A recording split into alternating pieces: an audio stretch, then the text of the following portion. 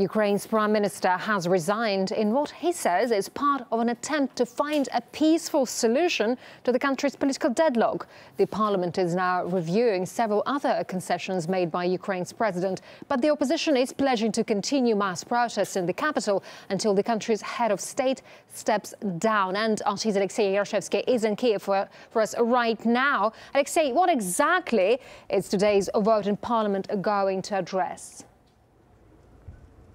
It would not be an exaggeration to say that today is the most important parliamentary session in the history of modern Ukraine, and has already started with some big news, with the country's Prime Minister Nikolai Azarov saying he is offering his resignation as a step to stop the violence, to bring the country to peace. We do know that last night the sides of the political crisis have managed to agree to abolish the controversial anti-riot legislation, and also to release the prisoners, all those who were detained during the mass protests, even the so-called right-wing sector, the hardcore right-wing nationalists who are in the core of the protest. They've said also last night that they would withdraw from the governmental quarter, dismantle the barricades and retreat to the pre-January 19th position, which is the Independence Square, if a compromise between the opposition and the president is found. So all these laws, all these amendments will be voted within this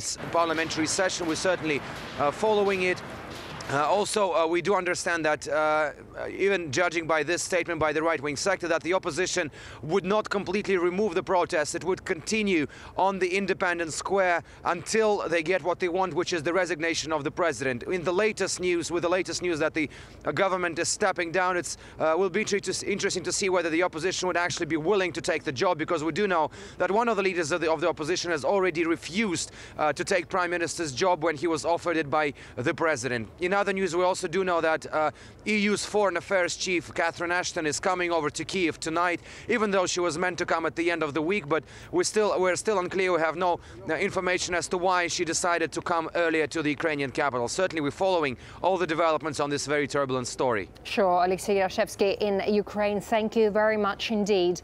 And let's now discuss the political developments in Ukraine with Ben Aris, editor and publisher of Business New Europe, who joins us now live from Moscow. Ben, thank you very much indeed for your time now. So Azarov has said that he resigns because he wants to calm down protesters, because he wants a peaceful resolution of the crisis. Do you think it will be enough?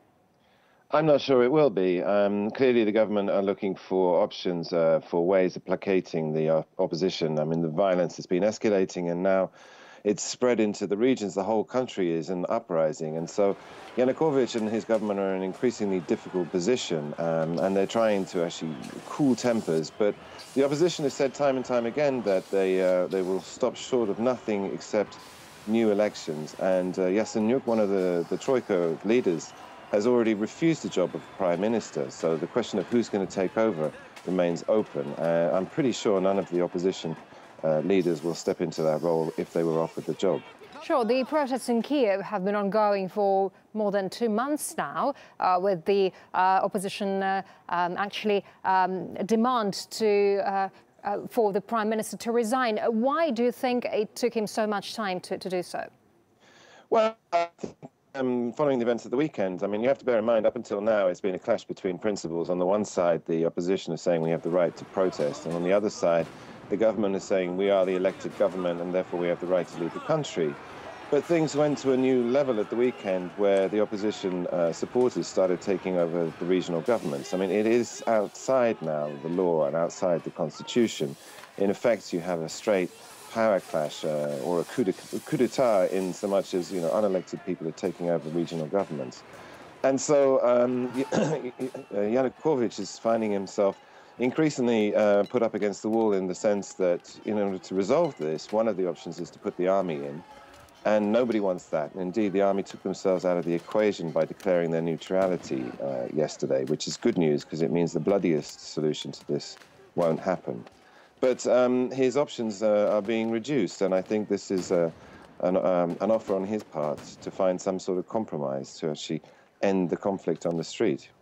Yeah, and also some experts are already suggesting that without Premier Azarov in the government, President Yanukovych is now essentially a lame duck Would you agree with that?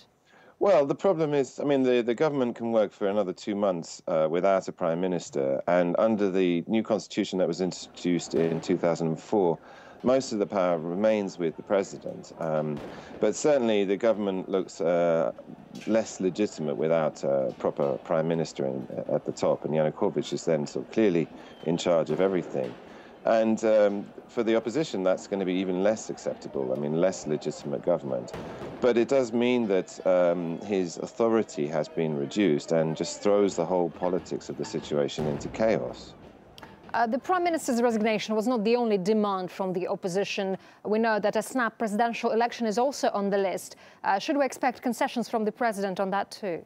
I think that's the last thing that he's going to agree to. He's going to try everything else before he actually agrees to elections. But, you know, the country remains split. You have to remember the last polls said that, you know, roughly 50% of the country supports Yanukovych and about 50% support the opposition and 42% support Yanukovych. And his ratings have actually gone up a little bit recently. The question is if it went to a second round, he'd probably lose to the opposition. And therefore, I think Yanukovych is going to try and avoid having elections until they're scheduled, which is February 2015, if he can get away with it. Ben Aris, editor and publisher of Business News Europe, live from Moscow. Thank you very much indeed for that. We appreciate it.